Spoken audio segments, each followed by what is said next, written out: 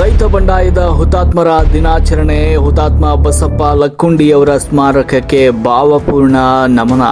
ರಾಜಕಾರಣಿಗಳ ಇಚ್ಛಾಶಕ್ತಿ ಕೊರತೆಯಿಂದಲೇ ಮಹದಾಯಿ ಕಳಸ ಬಂಡೂರಿ ನೆನೆಗುದಿಗೆ.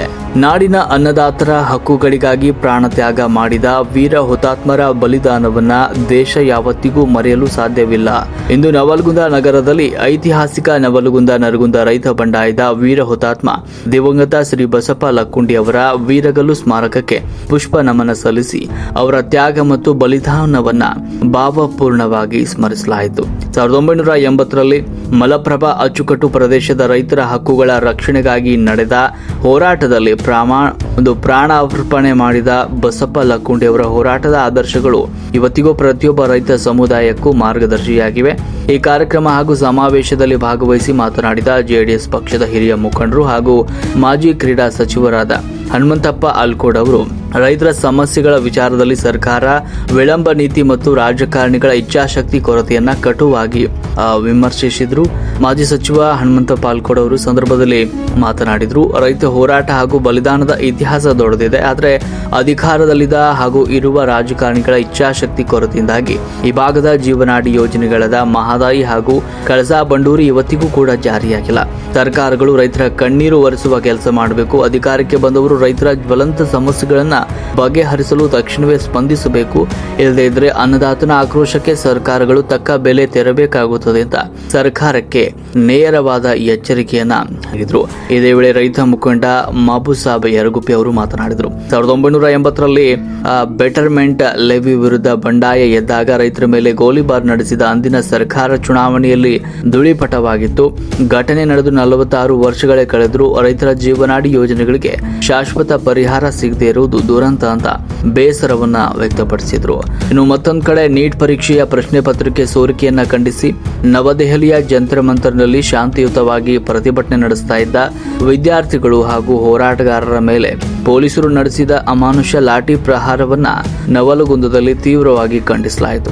ಸಾಮಾಜಿಕ ಕಾರ್ಯಕರ್ತರಾದ ಮಾಬುಸಾಬ್ ಯರಗುಪ್ಪಿ, ಬಶೀರ್ ಅಹಮದ್ ಹುನಗುಂದ ಹಾಗೂ ಬಾಪು ಸಾಹೇಬ್ ತಾಸೇದ್ ನೇತೃತ್ವದಲ್ಲಿ ತಹಶೀಲ್ದಾರ್ ಕಚೇರಿಯಲ್ಲಿ ಮನವಿ ಸಲ್ಲಿಸಿ ಕೇಂದ್ರ ಶಿಕ್ಷಣ ಸಚಿವ ಧರ್ಮೇಂದ್ರ ಪ್ರಧಾನ್ ರಾಜೀನಾಮೆಗೆ ಹಾಗೂ ಲಾಠಿ ಚಾರ್ಜ್ ನಡೆಸಿದ ಪೊಲೀಸ್ ಅಧಿಕಾರಿಗಳ ಅಮಾನತಿಗೆ ಆಗ್ರಹಿಸಲಾಯಿತು. ಈ ಎಲ್ಲ ಸಂದರ್ಭದಲ್ಲಿ ಬಶೀರ್ ಅಹಮದ್ ಹುನಗುಂದ, ಬಾಪುಸಾಬ್ ತಾಸೇದ್, ಅಕ್ಬರ್ ಮುಲ್ಲಾ, ರವಿ ತೋಟದ್, ಮಲ್ಲೇಶ್ ಉಪ್ಪಾರ್, ಸಂಗಪ್ಪ ನೆಡುವಣ್ಣಿ ಸೇರಿದಂತೆ ನೂರಾರು ಮುಖಂಡರು ಹಾಗೂ ರೈತ ಬಾಂಧವರು ಉಪಸ್ಥಿತರಿದ್ದರು. ವರದಿ ಯಮನೂರು ವಟರ್, ರಾಷ್ಟ್ರಕ್ರಾಂತಿ ನ್ಯೂಸ್, ನವಲಗುಂದ.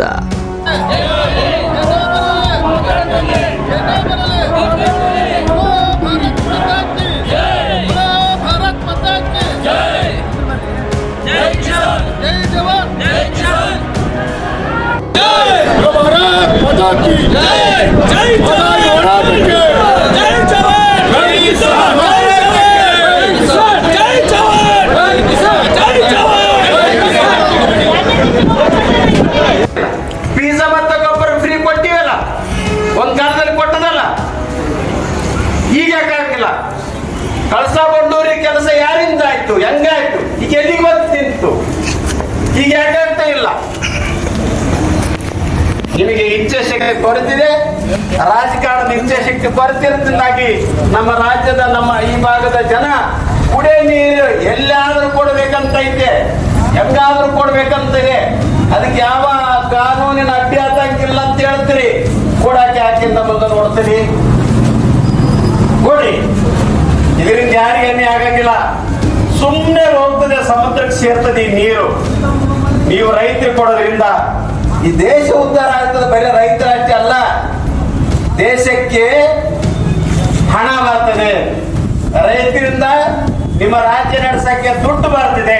ನೀವೇನು ಪುಕ್ಷೇಟ್ ಕೊಡಂಗಿಲ್ಲ ಅವರಿಗೆ, ನೀವು ಮಾಡಿ ಕೊಡ್ತೀರಿ. ಕೊಟ್ಟ ಮೇಲೆ, ನೀರು ಕೊಟ್ಟ ಮೇಲೆ ನೀವು ಅವರಿಂದ ಹೆಚ್ಚಿನ ತೆರಿಗೆನ ವಸೂಲಿ ಮಾಡ್ತೀರಿ. ನಿಮಗೇನು ಲುಕ್ಷನ್ ಆಗಂಗಿಲ್ಲ. ರೈತರಿಂದ ನಿಮಗೆ ಲಾಭ ಆಗ್ತದೆ ವಿನ ಲುಕ್ಷನ್ ಆಗಂಗಿಲ್ಲ. ರೈತ ಬದುಕಿದ್ರೆ ನಾವೆಲ್ಲರೂ ಬದುಕೋದು. ಇದಕ್ಕೆ ಸಾಕ್ಷಿ ಆದ್ರೆ ನಿಮ್ಗೆ ಗೊತ್ತಿರಲಿ. ನನಗಂತ ಗೊತ್ತಿದ್ದಿಲ್ಲ, ನನಗೆ ಗೊತ್ತಾಗಿದ್ದೆ ಹೋಗಪ್ಪ ಅಂತ ಕೇಳಿದ್ರೆ ರೈತರ ಶಕ್ತಿ ಅಂತ ಗೊತ್ತಾಯ್ತು ನನಗೆ. ಅಂದ್ರೆ ಆ ಕರೋನಾ ಬಂದಿತ್ತು ನೋಡ್ರಿ, ಇಲ್ಲ ಮಣ್ಣವ್ರು ಕೂತಾರಲ್ಲ, ಪಗಾರ ಸಿಕ್ಕಿತ್ತೇನ್ರಿ ನಿಮಗೆ? ಪಗಾರ ಇಲ್ಲ. ಅದಕ್ಕೆ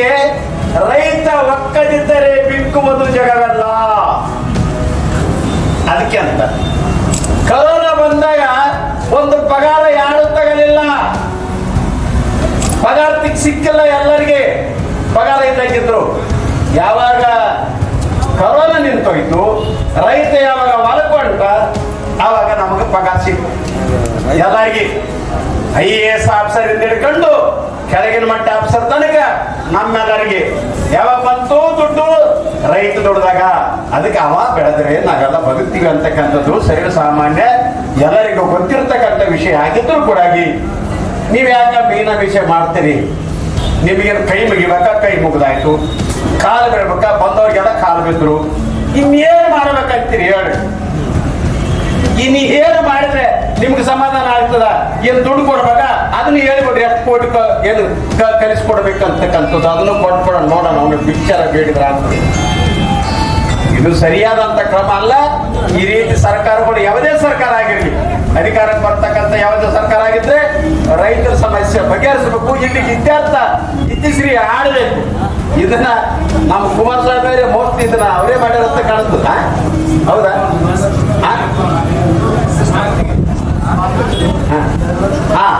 ಅವರಿಗೆ ಪಾಪ 2 ಲಕ್ಷ ಕೊಡುವ ಮೂಲಕ ಅವರ ನೆನಪಿಗೆ ಒಂದು ಇದು ಸ್ಮಾರಕ ಭವನ ಅಂತ ಹೇಳಿ ಮಾಡಿರ್ತಕ್ಕಂಥದ್ದು. ಹೌದಲ್ಲ? ಸ್ಮಾರಕ ಭವನ ಅಂತ ಮಾಡಿ ರೈತರನ್ನ ನೆನೆಸ್ಕೊಳ್ತಕ್ಕಂಥ ಕೆಲಸಕ್ಕೆ ಮಾನ್ಯ ಶ್ರೀ ಕುಮಾರಸ್ವಾಮಿ ಅವರು ಅನುವು ಮಾಡಿಕೊಟ್ಟಿದ್ದಾರೆ. ನಿಮ್ಮೆಲ್ಲರಿಗೆ ನಾನು ವಿನಂತಿ ಮಾಡ್ತೇನೆ, ಸರ್ಕಾರಗಳಿಗೆ ನಾನು ನಿಮ್ಮ ಮುಖಾಂತರ ವಿನಂತಿ ಮಾಡ್ತೇನೆ, ಕೇಂದ್ರ ಸರ್ಕಾರ ಆಗಿರ್ಲಿ ಅದು ರಾಜ್ಯ ಸರ್ಕಾರ ಆಗಿರ್ಲಿ, ನಿಮ್ಮಲ್ಲಿ ಕೈ ಮುಗಿದು ವಿನಂತಿ ಮಾಡ್ತೀವಿ, ರೈತರ ಸಮಸ್ಯೆಗಳನ್ನ ಬಗೆಹರಿಸಿ ನೀವು ಅದಕ್ಕೆ ಎಲ್ಲ ಶಕ್ತಿ ನೀವೇ ತಗೊಳ್ರಿ. ರೈತರದು ನೀವೇ ಓಟ್ ಹಾಕ್ಸ್ಕೊಳ್ರಿ. ನಿಮಗೆ 100% ನೀವೇನೇ ರೀತಿ ಜನಾಂಗಕ್ಕೆ ನೀವು ಸಹಾಯ ಮಾಡಿದ್ದಾಗಿದೆ. ನೀವು ಸಹಾಯ ಮಾಡಿದ್ರು ನಿಮ್ಮನ್ನು ಗೆಲ್ಲಿಸ್ಯಾರ, ಸಹಾಯ ಮಾಡಿದ್ರು ನಿಮ್ಮನ್ನು ಗೆಲ್ಲಿಸ್ಯಾರ. ಆದ್ರೆ ನಿಮ್ಮನ್ನು ಗೆಲ್ಲಿಸ್ತಾರೆ ಮತ್ತೆ ಇವರಿಗೆ ಸಹಾಯ ಮಾಡಿ ಮತ್ತೆ ಪುನಃ ಅಧಿಕಾರಕ್ಕೆ ನೀವೆಲ್ಲ ಬರಬೇಕು ಅಂತಕ್ಕಂಥ ಒತ್ತಾಯನ ಮತ್ತೆ ನನ್ನ ಅಭಿಪ್ರಾಯನ ಹೇಳೋ ಮೂಲಕ ಮಾತಾಡ್ತಕ್ಕಂಥ ಅವಕಾಶ ಪಟ್ಟಿರ್ತಕ್ಕಂಥ ತಮ್ಮೆಲ್ಲರಿಗೆ ಗೌರವಪೂರ್ವಕವಾದಂಥ ರೀತಿಯಲ್ಲಿ ನಮಸ್ಕಾರ ಹೇಳಿ ನನ್ನ ಮಾತು ಮುಗಿಸ್ತೇನೆ. ಜೈ ಹಿಂದ್, ಜೈ ಕರ್ನಾಟಕ. ನಾನು ಈ ಸಂದರ್ಭದಲ್ಲಿ ಹೇಳಿಕೆ ಬಯಸ್ತೇನೆ. ಯಾಕಪ್ಪ ಅಂದ್ರೆ ಅವ್ರು ಮಾಡಿಲ್ಲ, ಇವ್ರು ಮಾಡಿಲ್ಲ, ಅವ್ರೇನು ಹೇಳಿದ್ರು, ಇವ್ರೇನು ಹೇಳಿದ್ರು ಅನ್ನುವಂಥದ್ದು ಇವತ್ತಿನ ಆ ಒಂದು ವಿಷಯಕ್ಕೆ ನಾನು ಹೋಗ್ಲಿಕ್ಕೆ ಬಯಸುವುದಿಲ್ಲ. ಯಾಕಪ್ಪ ಅಂದ್ರೆ ಅವ್ರೇನು ಹೇಳಿದ್ರು, ನಾವೇನು ಹೇಳಿದ್ವಿಪ್ಪ ಅಂತಂದ್ರೆ ಅದು ರಾಜಕಾರಣ ಆಗುತ್ತೆ. ಇದಕ್ಕೆ ರಾಜಕಾರಣವನ್ನ ನಾನು ಬೆಳೆಸ್ಲಿಕ್ಕೆ ಹೋಗೋದಿಲ್ಲ. ಇವತ್ತು ಗೋಲಿಬಾರ್ ಯಾರ ಸಮಯದಲ್ಲಿ ಆಯ್ತು, ಲಾಠಿ ಚಾರ್ಜ್ ಯಾರ ಸಮಯದಲ್ಲಿ ಆಯ್ತು, ಈ ಭಾಗಕ್ಕೆ ನೀರು ಯಾರು ಕೊಡುದಿಲ್ಲ ಅಂತಂದ್ರು, ಅವೆಲ್ಲವನ್ನು ಕೂಡ ನಾವು ಮರೆತು ಇವತ್ತು ಒಗ್ಗಟ್ಟಾಗಿ ಇವತ್ತು ನಮ್ಮ ರೈತ ಸಂಘಕ್ಕೆ ನಾವು ಬೆಂಬಲವನ್ನು ಕೊಡಬೇಕಾಗತ್ತೆ. ಆ ಬೆಂಬಲದ ಮುಖಾಂತರ ಕೇಂದ್ರದಲ್ಲಿ ಕೂಡ ಇವತ್ತು ನಾನು ನುಣುಚ್ಕೊಂಡು ಪಾರಾಗ್ಲಿಕ್ಕೆ ನಾನು ಹೋಗುದಿಲ್ಲ. ಈಗಾಗಲೇ ಈ ಒಂದು ರೈತ ಸಂಘಟನೆಯನ್ನು ತೆಗೆದುಕೊಂಡು ಸುಮಾರು ಹಲವಾರು ಬಾರಿ ನಾವು ಪ್ರಿಯರಂಜನ್ ದಾಸ್ ಮುನ್ಷಿ ಅವ್ರನ್ನ ಹಿಡ್ಕೊಂಡು, ಹಿಂದಿನ UPA ಸರ್ಕಾರದಲ್ಲಿ ಇರ್ತಕ್ಕಂಥ ಪ್ರಿಯರಂಜನ್ ದಾಸ್ ಮುನ್ಷಿ ಅವ್ರನ್ನ ಹಿಡ್ಕೊಂಡು ಇವತ್ತಿನವರೆಗೆ CR ಪಾಟೀಲ್ ವರೆಗೆ ಕೂಡ ನಾವು ನಿರಂತರವಾಗಿ ಒಂದು ಪ್ರಯತ್ನವನ್ನು ಮಾಡ್ತಾ ಇದ್ದೀವಿ. ಅದಕ್ಕೆ ಸಾಮಾನ್ಯವಾಗಿ ಸಣ್ಣ ಪುಟ್ಟ ಕಾನೂನಿನ ಒಂದು ಸಮಸ್ಯೆಗಳೇನಿದಾವೋ ಅವೆಲ್ಲವೂ ಕೂಡ ಪರಿಹಾರ ಆಗ್ತಕ್ಕಂಥದ್ದು ಕೊನೆ ಹಂತದಲ್ಲಿ ನಾವಿದ್ದೇವೆ. ಅದಕ್ಕೆ ಸುಭಾಷ್ ಚಂದ್ರ ಗೌಡ ಇರ್ಬೋದು, ಪುಟ್ಟಣ್ಣವ್ರು ಇರ್ಬೋದು, ನಮ್ಮ ಮಲ್ಲೇಶಣ್ಣವ್ರು ಇರ್ಬೋದು, ಅನೇಕ ಹೋರಾಟಗಾರ ಇವತ್ತು ನರಗುಂದ ಮತ್ತು ನವಲಗುಂದ ಈ ಕೆಲಸವನ್ನು ತಾವು ಮುಂದುವರಿಸ್ತಕ್ಕಂಥದ್ದನ್ನು ಮಾಡಿ ನಾವು ಕೇಂದ್ರದ ಮೇಲೆ ಇನ್ನೂ ಅವ್ರಿಗೆ ಮನವರಿಕೆಯನ್ನು ಮಾಡಿಕೊಟ್ಟು ಈ ಭಾಗದಲ್ಲಿ ಬಹಳ ಅತ್ಯಂತ ಕಷ್ಟದ ಪರಿಸ್ಥಿತಿಯಲ್ಲಿ ನಾವಿದ್ದೇವೆ. ಇವತ್ತು ಬರಗಾಲ ಇವತ್ತು ನಮ್ಮ ಕಣ್ಮುಂದೆ ಕಾಣ್ತಾ ಇದೆ. ಇವತ್ತು ಬೆಳೆ ವಿಮೆ, ಬೆಳೆ